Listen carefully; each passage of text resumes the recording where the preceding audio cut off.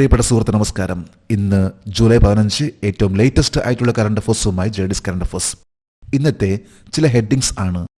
ഇന്ത്യയുടെ പരമ്പരാഗത വൈദ്യശാസ്ത്രത്തെ AI ആയിട്ട് സംയോജിപ്പിച്ചതിൽ വേൾഡ് ഹെൽത്ത് ഓർഗനൈസേഷൻ അനുമോദിച്ചു. കോൾ ഇന്ത്യ ലിമിറ്റഡ് ആദ്യത്തെ പൂർണ്ണമായും സ്ത്രീകൾ നടത്തുന്ന ഡിസ്പെൻസറി ഉദ്ഘാടനം ചെയ്തു. LICയിൽ പുതിയ ചീഫ് എക്സിക്യൂട്ടീവ് ഓഫീസറും മാനേജിംഗ് ഡയറക്ടറും. ഇന്ത്യൻ പ്രസിഡന്റ് ദ്രൗപദി മുർമു 3 സംസ്ഥാനങ്ങളിലെ ഹരിയാന, ഗോവ, ലഡാക്കിൽ പുതിയ ഗവർണർമാരെ നിയമിച്ചു. ഇത്തരത്തിലുള്ള ഏറ്റവും ലേറ്റസ്റ്റ് ആയിട്ടുള്ള കറണ്ട് അഫേഴ്സ് ആണ് ഇന്നത്തെ കറണ്ട് അഫേഴ്സ്.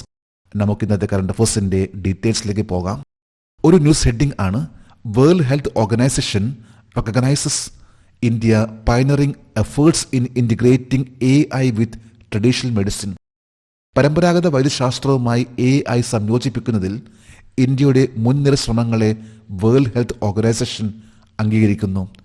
ഇത് ഏറ്റവും ലേറ്റസ്റ്റ് ആയിട്ട് വാർത്തയാണ്. അതായത് നമ്മളുടെ പരമ്പരാഗതമായിട്ടുള്ള ആയുഷ് ആയി ബന്ധപ്പെട്ട മെഡിസിൻസിനെ AI സംയോജിപ്പിച്ചതിൽ വേൾഡ് ഹെൽത്ത് ഓർഗനൈസേഷൻ അനുമോദിച്ചു. നമുക്ക് കറണ്ട് അഫേഴ്സിന്റെ ഡീറ്റെയിൽസിലേക്ക് പോകാം. പരമ്പരാഗത വൈദ്യശാസ്ത്രവുമായി പ്രത്യേകിച്ച് ആയുഷ് സംവിധാനങ്ങളുമായി AI സംയോജിപ്പിക്കുന്നതിൽ ഇന്ത്യയുടെ മുൻനിര ശ്രമങ്ങളെ അംഗീകരിച്ച സംഘടന ഏതാണ്? ലോകാരോഗ്യ സംഘടന, വേൾഡ് ഹെൽത്ത് ഓർഗനൈസേഷൻ ആണ് ഇപ്പോൾ ലേറ്റസ്റ്റ് ആയിട്ട് പറയുമ്പോൾ ഇന്ത്യ ഇപ്പോൾ നടത്തിക്കൊണ്ടിരിക്കുന്ന പരമ്പരാഗത വൈദ്യശാസ്ത്രത്തെ AI ആയി സംയോജിപ്പിച്ചതിൽ വേൾഡ് ഹെൽത്ത് ഓർഗനൈസേഷൻ ഇന്ത്യ അനുമോദിച്ചു. ആയുഷ് മന്ത്രാലയമാണ് ഇതിനുവേണ്ടി മുൻകൈ എടുത്തിട്ടുള്ളത്. ആയുഷ് എന്ന് പറയുമ്പോൾ ഇന്ത്യയുടെ ഇപ്പോഴത്തെ ഗവൺമെന്റ് ഓഫ് ഇന്ത്യയുടെ ഒരു മിനിസ്ട്രി ആണ്. ഇത് പ്രധാനമായിട്ടും ഫോക്കസ് ചെയ്യുന്ന ഒന്ന് എഡ്യൂക്കേഷൻ, റിസർച്ച്, അതുപോലെ തന്നെ ട്രഡീഷണൽ മെഡിസിൻസിനെ അതിനെ കൂടുതലായിട്ട് ഉന്നതിയിലേക്ക് എത്തിക്കുക എന്ന ഒരു കാര്യം കൂടിയാണ് ആയുഷ് ചെയ്തുകൊണ്ടിരിക്കുന്നത്. ആയുഷിന്റെ ഇപ്പോഴത്തെ മിനിസ്റ്റർ ആണ് ശ്രീ സർബാനന്ദ സോനോവാൾ. അദ്ദേഹം ആയുഷ് മാത്രമല്ല, ministry of ports, shipping and water വേസ്റ്റിന് കൂടി മിനിസ്റ്റർ ആണ് സർബാനന്ദ സോനോവാൾ. സർബാനന്ദ സോനോവാൾ ആണ് ഇപ്പോൾ ആയുഷിന്റെ മിനിസ്റ്റർ. 2025 ജൂലൈ 12 ലോകത്തിലെ ആദ്യത്തെ പരമ്പരാഗത വിജ്ഞാന ഡിജിറ്റൽ ലൈബ്രറി ആരംഭിച്ച രാജ്യം ഏത്? ഇന്ത്യയാണ്. ഈ ജൂലൈ 12 ഇന്ത്യയിലെ ആദ്യത്തെ, അതുപോലെ തന്നെ ലോകത്തിലെ ആദ്യത്തെ ട്രഡീഷണൽ നോളജ് ഡിജിറ്റൽ ലൈബ്രറി ഇത് ആരംഭിച്ചിട്ടുള്ളത്. ഇതിന്റെ ഭാഗമായിട്ടാണ് ഇപ്പോൾ വേൾഡ് ഹെൽത്ത് ഓർഗനൈസേഷൻ ഇന്ത്യ അനുമോദിച്ചിട്ടുള്ളത്. അതായത് ഇത്തരത്തിലുള്ള ഒരു ഡിജിറ്റൽ ലൈബ്രറി, ട്രഡീഷണൽ നോളജ് ആയി ബന്ധപ്പെട്ട, പരമ്പരാഗത വൈദ്യശാസ്ത്രവുമായി ബന്ധപ്പെട്ട ഒരു ലൈബ്രറി ആരംഭിക്കുന്ന രാജ്യം ആദ്യത്തേത് ഇന്ത്യയാണ്. ഇന്ത്യയുടെ പരമ്പരാഗത വിജ്ഞാന ഡിജിറ്റൽ ലൈബ്രറി ലോകാരോഗ്യ സംഘടന പ്രശംസിച്ചത് എന്തുകൊണ്ട്? തദ്ദേശീയ വൈദ്യശാസ്ത്ര പൈതൃകം സംരക്ഷിച്ചതിന്. പ്രിസർവിംഗ് ഇൻഡിജീനിയസ് മെഡിക്കൽ ഹെറിറ്റേജ്, അതായത് തദ്ദേശീയ വൈദ്യശാസ്ത്ര പൈതൃകം അത് സംരക്ഷിക്കുന്നതിന്റെ ഭാഗമായിട്ട് ഡെവലപ്പ് ചെയ്തിട്ടുള്ള ഒന്നാണ് traditional knowledge digital library, TKDL. ഈ ഒരു ലൈബ്രറി ഇത് പരമ്പരാഗതമായിട്ടുള്ള മെഡിസിൻസിനെ കുറിച്ചുള്ള നിരവധി ഇൻഫർമേഷൻസ് ആണ് നൽകിക്കൊണ്ടിരിക്കുന്നത്. അതായത് അത്തരത്തിലുള്ള ആ മെഡിസിൻസിനെ പ്രിസർവ് ചെയ്യുന്ന, സംരക്ഷിക്കുന്ന ഭാഗമായിട്ടുള്ള ഒന്നാണ് ഇപ്പോൾ പുറത്തിറക്കിയിട്ടുള്ള ഈ ഒരു ലൈബ്രറി. ഇതിനെയാണ് വേൾഡ് ഹെൽത്ത് ഓർഗനൈസേഷൻ പ്രശംസിച്ചിട്ടുള്ളത്. അതായത് തദ്ദേശീയ വൈദ്യശാസ്ത്ര പൈതൃകം സംരക്ഷിക്കുന്നതിന്റെ ഭാഗമായിട്ടുള്ള ഒന്നിനെ. അടുത്തൊരു ന്യൂസ് ഹെഡിംഗ് ആണ്: call India's first fully women operated dispensary inaugurated at SECL. Call ഇന്ത്യയിലെ ആദ്യത്തെ പൂർണ്ണമായും സ്ത്രീകൾ നടത്തുന്ന ഡിസ്പെൻസറി SECL ഉദ്ഘാടനം ചെയ്തു. SECL എന്നാൽ എന്താണ്? South eastern coal limited. South eastern coal ലിമിറ്റഡിലാണ് ഇന്ത്യയിൽ ആദ്യത്തെ തന്നെ പറയുമ്പോൾ വിമൻസ് ഓപ്പറേറ്റഡ് ഡിസ്പെൻസറി ആരംഭിച്ചിട്ടുള്ളത്. നമുക്ക് കറണ്ട് അഫേഴ്സിന്റെ ഡീറ്റെയിൽസിലേക്ക് പോകാം. കോൾ ഇന്ത്യയുടെ ആദ്യത്തെ പൂർണ്ണമായും സ്ത്രീകൾ നടത്തുന്ന ഡിസ്പെൻസറി ഉദ്ഘാടനം ചെയ്തത് എവിടെയാണ്? SECL ആസ്ഥാനം ബിലാസ്പൂർ, ഛത്തീസ്ഗഡ്. ഛത്തീസ്ഗഡിലെ ബിലാസ്പൂരിലുള്ള SECL ഹെഡ്ക്വാർട്ടേഴ്സിലാണ് ഇത്തരത്തിലുള്ള പുതിയ നീക്കം വന്നിട്ടുള്ളത്. അതായത് ആദ്യത്തെ തന്നെ പൂർണ്ണമായും സ്ത്രീകൾ നടത്തുന്ന ഒരു ഡിസ്പെൻസറി ആരംഭിച്ചിട്ടുള്ളത്. പൂർണ്ണമായും എല്ലാ ഡോക്ടേഴ്സും നഴ്സും അവിടുത്തെ ഓരോ സ്റ്റാഫും പറയുമ്പോൾ എല്ലാവരും സ്ത്രീകളാണ്. 100% സ്ത്രീകൾ നടത്തുന്ന ഒരു പൂർണ്ണമായിട്ടും നടത്തുന്ന ഒരു ഡിസ്പെൻസറി എന്ന ലെവലിലാണ് ഇപ്പോൾ ഛത്തീസ്ഗഡിലെ ബിലാസ്പൂരിലുള്ള SECL ഹെഡ്ക്വാർട്ടേഴ്സിൽ ആരംഭിച്ചിട്ടുള്ളത്. SECL എന്നാൽ south eastern coal limited. Call India ലിമിറ്റഡിന് 8 അനുബന്ധ കമ്പനികൾ ആണുള്ളത്. അതിൽ ഒന്നാണ് SECL. കോൾ ഇന്ത്യയുടെ ആദ്യത്തെ പൂർണ്ണമായും സ്ത്രീകൾ നടത്തുന്ന ഡിസ്പെൻസറിയുടെ പേരെന്താണ്? വസന്ത് വിഹാർ ഡിസ്പെൻസറി. ഈ ഒരു ഡിസ്പെൻസറിയുടെ പേരാണ് വസന്ത് വിഹാർ ഡിസ്പെൻസറി. ഇതാണ് ഇന്ത്യയിൽ ആദ്യത്തെ തന്നെ പറയുമ്പോൾ SECL ആരംഭിച്ചിട്ടുള്ള fully woman operated dispensary. Coal ഇന്ത്യക്ക് എത്ര ഖനന മേഖലകളുണ്ട്? 83 മൈനിങ് ഏരിയസ് ആണുള്ളത്. അതായത് 83 ഖനന മേഖലകൾ ഇന്ത്യയിലെ 8 സംസ്ഥാനങ്ങളായിട്ട് വ്യാപിച്ചു കിടക്കുന്നു. 8 സ്റ്റേറ്റിലാണ് ഖനനം ചെയ്തുകൊണ്ടിരിക്കുന്നത്, മൈനിങ് ചെയ്തുകൊണ്ടിരിക്കുന്നത്. അതുപോലെ തന്നെ 8 അനുബന്ധ കമ്പനികൾ ആണ്, 8 സബ്സിഡറി കമ്പനീസ് ആണുള്ളത്. അതിലൊന്നാണ് SECL. മറ്റു പ്രധാനപ്പെട്ട സബ്സിഡറി കമ്പനീസ് ആണ് central coalfield limited, eastern coalfield limited, western coalfield limited, south eastern coal limited, northern coalfield limited, Mahanadi coalfield limited, central mine planning and design institute. Call India ലിമിറ്റഡിന്റെ ആസ്ഥാനം എവിടെയാണ്? Kolkata. കൊൽക്കത്തയിലാണ് call India ലിമിറ്റഡിന്റെ ആസ്ഥാനം. സാധാരണയായിട്ട് മിക്കവാറും നമ്മൾ ചിന്തിക്കുക ഒന്നിലെ മുംബൈ അല്ലെങ്കിൽ ഡൽഹി എന്നിവയൊക്കെ ആയിരിക്കാം. എന്നാൽ കോൾ ഇന്ത്യ ലിമിറ്റഡ് CIL എന്നറിയപ്പെടുന്ന കോൾ ഇന്ത്യ ലിമിറ്റഡിന്റെ ഹെഡ്ക്വാർട്ടേഴ്സ് ആണ് കൊൽക്കത്ത. അടുത്തൊരു ന്യൂസ് ഹെഡിംഗ് ആണ് R. Duraiswamy assume charge as LIC chief executive officer and managing director. LICയുടെ ചീഫ് എക്സിക്യൂട്ടീവ് ഓഫീസറും MDയുമായി R. ദുരൈസ്വാമി ചുമതലയേറ്റെടുത്തു. ഇതും ലേറ്റസ്റ്റ് ആയിട്ടുള്ള കറണ്ട് അഫേഴ്സ് ആണ്. നമുക്ക് ഈ കറണ്ട് അഫേഴ്സിന്റെ ഡീറ്റെയിൽസിലേക്ക് പോകാം. ലൈഫ് ഇൻഷുറൻസ് കോർപ്പറേഷൻ ഓഫ് ഇന്ത്യയുടെ ചീഫ് എക്സിക്യൂട്ടീവ് ഓഫീസറും മാനേജിംഗ് ഡയറക്ടറും ആയി 2025 ജൂലൈ 14 ആരാണ് ചുമതലയേറ്റെടുത്ത്? R. ദുരൈസ്വാമി. ഏറ്റവും ലേറ്റസ്റ്റ് ആയിട്ടുള്ള ഏറ്റവും ടോപ്പ് ലെവലിൽ വരുന്ന ഒരു അപ്പോയിൻമെന്റ് ആണ്. അതായത് LICയുടെ ചീഫ് എക്സിക്യൂട്ടീവ് ഓഫീസറും MDയുമായിട്ട് R. ദുരൈസ്വാമിയെ അപ്പോയിന്റ് ചെയ്തു. LIC കുറിച്ച് പറയുകയാണെങ്കിൽ 1956 സെപ്റ്റംബർ 1 LIC സ്ഥാപിതമായിട്ടുള്ളത്. 1956 സെപ്റ്റംബർ 1. LICയുടെ ഹെഡ്ക്വാർട്ടേഴ്സ് ആണ് മുംബൈ. 2024 കണക്കനുസരിച്ച് LICയിൽ ഇപ്പോൾ 98,661 എംപ്ലോയീസ് ആണുള്ളത്. അതായത് 98,661 എംപ്ലോയീസ് ആണ് 2024 കണക്കനുസരിച്ചുള്ളത്. ഹെഡ്ക്വാർട്ടർ ആണ് മുംബൈ. 1956 September 1 LIC സ്ഥാപിതമായിട്ടുള്ളത്.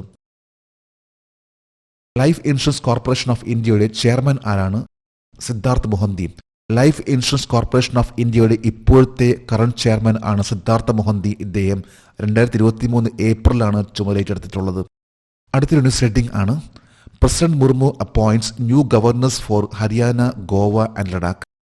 ഹരിയാന, ഗോവ, ലഡാക്ക് എന്നിവിടങ്ങളിലേക്ക് പുതിയ ഗവർണർമാരെ പ്രസിഡന്റ് മുർമു നിയമിച്ചു. ഇതും ഏറ്റവും ലേറ്റസ്റ്റ് ആയിട്ടുള്ള വാർത്തയാണ്. അതായത് 2 സ്റ്റേറ്റ് ഒരു യൂണിയൻ ടെറിട്ടറിയിലേക്കുള്ള പുതിയ ഗവർണർമാരുടെ നിയമം ആണ് വന്നിട്ടുള്ളത്. നമുക്ക് കറണ്ട് അഫേഴ്സിന്റെ ഡീറ്റെയിൽസിലേക്ക് പോകാം. ഗോവ ഗവർണറായിരുന്ന ശ്രീധരൻ പിള്ളയ്ക്ക് പകരം നിയമിതനായ പുതിയ ഗവർണറുടെ പേര് പുഷ്പതി അശോക് ഗജപതി രാജു. ഗോവയുടെ ഇപ്പോഴത്തെ ഗവർണർ ആയിരുന്നു കേരളത്തിൽ നിന്നുള്ള ശ്രീധരൻ പിള്ളെ. അദ്ദേഹത്തിന് പകരമായിട്ട് ഗോവയിൽ അപ്പോയിന്റഡ് ആയിട്ടുള്ള പുതിയ ഗവർണർ ആണ് പുഷ്പതി അശോക് ഗജപതി രാജു. ഗോവയുടെ 19ാമത്തെ ഗവർണർ ആയിരുന്നു PS ശ്രീധരൻ പിള്ളെ. അദ്ദേഹം ഇതിനു മുമ്പ് മിസോറാമിന്റെ ഗവർണർ ആയിരുന്നു. 2025 ജൂലൈ 14 പ്രസിഡന്റ് ദ്രൗപദി മുർമു നിയമിച്ച പുതിയ ഗവർണർമാർ ഏതൊക്കെ സംസ്ഥാനങ്ങൾ, കേന്ദ്രഭരണ പ്രദേശങ്ങളിലേക്കാണ്? ഹരിയാന, ഗോവ, ലഡാക്കിൽ ഒരു പുതിയ ലഫ്റ്റനന്റ് ഗവർണർ. 2 സംസ്ഥാനങ്ങൾ ഹരിയാനയും ഗോവയും കൂടാതെ ഒരു യൂണിയൻ ടെറിട്ടറി ആയിട്ടുള്ള ലഡാക്കിലേക്കുള്ള അപ്പോയിന്റ്മെന്റ് ആണ് പുതിയ ഒരു ഗവർണർ. അങ്ങനെ വരുമ്പോൾ 3 പേരാണ് ഇപ്പോൾ പുതിയതായിട്ട് ഗവർണർമാരെ Indian president Droupadi Murmu appoint ചെയ്തിട്ടുള്ളത്. ഹരിയാനയുടെ പുതിയ ഗവർണർ ആരായിരിക്കും? പ്രൊഫസർ ആഷിം കുമാർ ഘോഷ്. പ്രൊഫസർ ആഷിം കുമാർ ഘോഷ് ആണ് ഹരിയാനയുടെ പുതിയ ഗവർണർ. നിലവിലെ ഗവർണറായ ബ്രിഗേഡിയർ വിരമിച്ച ഡോക്ടർ BD മിശ്രയ്ക്ക് പകരം ലഡാക്കിന്റെ പുതിയ ഗവർണർ ആരായിരിക്കും? കവീന്ദർ ഗുപ്ത. ലഡാക്കിന്റെ ഗവർണർ ആയിരുന്നു റിട്ടയർഡ് ആയിട്ടുള്ള brigadier BD Mishra. Doctor BD Mishra. അദ്ദേഹത്തിന് പകരമായിട്ടാണ് ഇപ്പോൾ ലഡാക്കിൽ പുതിയ ഗവർണർ കവീന്ദർ ഗുപ്തയാണ് ലഡാക്കിന്റെ പുതിയ ഗവർണർ. അടുത്തൊരു ഇന്റർനാഷണൽ ന്യൂസ് ആണ് മുൻ നൈജീരിയൻ പ്രസിഡന്റ് മുഹമ്മദ് ബുഹാരി 82 വയസ്സിൽ അന്തരിച്ചു. ഇതും ഒരു ഇന്റർനാഷണൽ ന്യൂസ് ആണ്. മിക്കവാറും പത്രങ്ങളിൽ വന്നിട്ടുള്ള വാർത്തയാണ് മുഹമ്മദ് ബുഹാരി അദ്ദേഹത്തിന്റെ മരണം. നമുക്ക് ഈ കറണ്ട് അഫേഴ്സിന്റെ ഡീറ്റെയിൽസിലേക്ക് പോകാം. 2025 ജൂലൈ 13 അന്തരിച്ച മുഹമ്മദ് ബുഹാരി ഏത് രാജ്യത്തിന്റെ മുൻ പ്രസിഡന്റായിരുന്നു? നൈജീരിയ. നൈജീരിയ എന്ന രാജ്യത്തിന്റെ മുൻ പ്രസിഡന്റായിരുന്നു മുഹമ്മദ് ബുഹാരി. അദ്ദേഹം ഈ കഴിഞ്ഞ ജൂലൈ 13, അതായത് 2 ദിവസം മുമ്പ് അന്തരിച്ചു. നൈജീരിയ എന്ന രാജ്യത്തെക്കുറിച്ച് നമുക്ക് അറിയാൻ, നൈജീരിയ ഒരു ആഫ്രിക്കൻ രാജ്യമാണെന്നും ഇതിന്റെ ക്യാപിറ്റൽ ആണ് അബൂജ.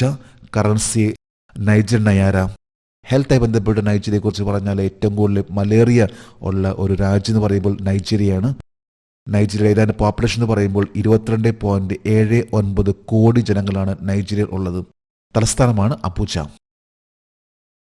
രാജ്യം ബഹുകക്ഷി രാഷ്ട്രീയത്തിലേക്ക് മാറിയതിനു ശേഷം നിലവിലുള്ള പ്രസിഡന്റിനെ പരാജയപ്പെടുത്തിയ ആദ്യത്തെ നൈജീരിയൻ പ്രതിപക്ഷ സ്ഥാനാർത്ഥി ആരാണ്? മുഹമ്മദ് ബുഹാരി. അതായത് മൾട്ടി പാർട്ടി സിസ്റ്റം. ഒരു രാജ്യത്ത് ഇപ്പോൾ നമ്മുടെ ഇന്ത്യൻ തന്നെ പറയുമ്പോൾ മൾട്ടി പാർട്ടി സിസ്റ്റംസ് ആണ് ഭരിക്കുന്നത്. ഒരു പാർട്ടി മാത്രമല്ല, പല പാർട്ടികൾ സഖ്യത്തിൽ ആണ് ഭരിക്കുന്നത്. ഇതനുസരിച്ച് നൈജീരിയയിലെ ആദ്യത്തെ ആ ഒരു സിസ്റ്റം കൊണ്ടുവന്നപ്പോൾ ആ സമയത്ത് ഓപ്പോസിഷൻ ലീഡർ ആയിരുന്നു മുഹമ്മദ് ബുഹാരി. അദ്ദേഹമാണ് അന്നത്തെ പ്രസിഡന്റ് പരാജയപ്പെടുത്തിക്കൊണ്ട് ആ ഒരു സ്ഥാനത്തേക്ക് എത്തിയിട്ടുള്ളത്. മുഹമ്മദ് ബുഹാരി ആദ്യമായിട്ട് എത്തിയിട്ടുള്ള വ്യക്തി. ബ്രിട്ടീഷ് കൊളോണിയൽ ഭരണത്തിന് അന്ത്യം കുറിച്ച നൈജീരിയ സ്വാതന്ത്ര്യം നേടിയ വർഷം 1 ഒക്ടോബർ 1960. ഇപ്പം 1960 ഒക്ടോബർ 1 തീയതിയാണ് നൈജീരിയ ഒരു സ്വതന്ത്ര രാഷ്ട്രമായി മാറിയിട്ടുള്ളത്. ഇന്നത്തെ കറണ്ട് അഫയേഴ്സിലെ last heading: Chelsea clinch historic first FIFA club world cup title with 3-0 win over PSG. PSG-യെ 3-0 പരാജയപ്പെടുത്തി ചെൽസി ചരിത്രത്തിലെ ആദ്യത്തെ ഫിഫ ക്ലബ് ലോകകപ്പ് കിരീടം നേടി. ഇത് സ്പോർട്സുമായി ബന്ധപ്പെട്ടൊരു വാർത്തയാണ്, ഏറ്റവും ലേറ്റസ്റ്റ് ആയിട്ടുള്ള വാർത്തയാണ്. നമുക്ക് കറണ്ട് അഫയേഴ്സിന്റെ ഡീറ്റെയിൽസിലേക്ക് പോകാം. പാരീസ് സെന്റ് ജേർമനെ പരാജയപ്പെടുത്തി ആദ്യത്തെ ഫിഫ ക്ലബ് ലോകകപ്പ് നേടി ചരിത്രം സൃഷ്ടിച്ച ഫുട്ബോൾ ടീം ഏതാണ്? Chelsea football club. FIFA club world cup ആണ് ഇപ്പോൾ നടന്നിട്ടുള്ളത്. പാരീസിലെ സെയിന്റ് ജെർമെൻ എന്നെ പരാജയപ്പെടുത്തിക്കൊണ്ടാണ് ചെൽസിയ ഫുട്ബോൾ ക്ലബ്ബ് ആദ്യത്തെ ഫിഫ ക്ലബ് വേൾഡ് കപ്പ് നേടിയിട്ടുള്ളത്. ചെൽസി എന്ന ക്ലബ്ബ് പാരീസ് സെയിന്റ് ജെർമെനെ 3-0 പരാജയപ്പെടുത്തിക്കൊണ്ടാണ് വിജയിച്ചിട്ടുള്ളത്. ഈ 3 ഗോളും നേടിയിട്ടുള്ള വ്യക്തിയാണ് ചെൽസിക്ക് വേണ്ടി കോൾ പാമർ. കോൾ പാമർ ആയിരുന്നു സ്റ്റാർ ഓഫ് ദി മാച്ച്. ആ മത്സരത്തിലെ സ്റ്റാർ ഓഫ് ദി മാച്ച് ആയിരുന്നു കോൾ പാമർ. ഫിഫ ക്ലബ് ലോകകപ്പ് എത്ര ടീമുകൾ പങ്കെടുത്തു? 32 ടീമുകൾ. 32 ടീം പങ്കെടുത്തിട്ടുള്ള ഒരു വലിയൊരു മത്സരമായിരുന്നു FIFA club world cup. FIFA club ലോകകപ്പ് ആരംഭിച്ച വർഷം 2000 ബ്രസീൽ. ഇത് ഫിഫ ക്ലബ്ബുകളുടെ ഒരു മത്സരമാണ്. സാധാരണ നമ്മൾ കൺട്രീസിന്റെ മത്സരമാണ് സ്ഥിരമായിട്ട് കേൾക്കുന്നത്. ഒരുപക്ഷെ നമുക്ക് സംശയം വന്നേക്കാം. ഇത് ഫിഫ ക്ലബ്ബ് വേൾഡ് കപ്പാണത്. ഇത് ആരംഭിച്ചത് 2000-ലാണ്. ബ്രസീലിലാണ് ഇത് ആരംഭിച്ചിട്ടുള്ളത്. ഫിഫ ലോകകപ്പ് ആരംഭിച്ച വർഷം 1930 ഉറുഗ്വേ.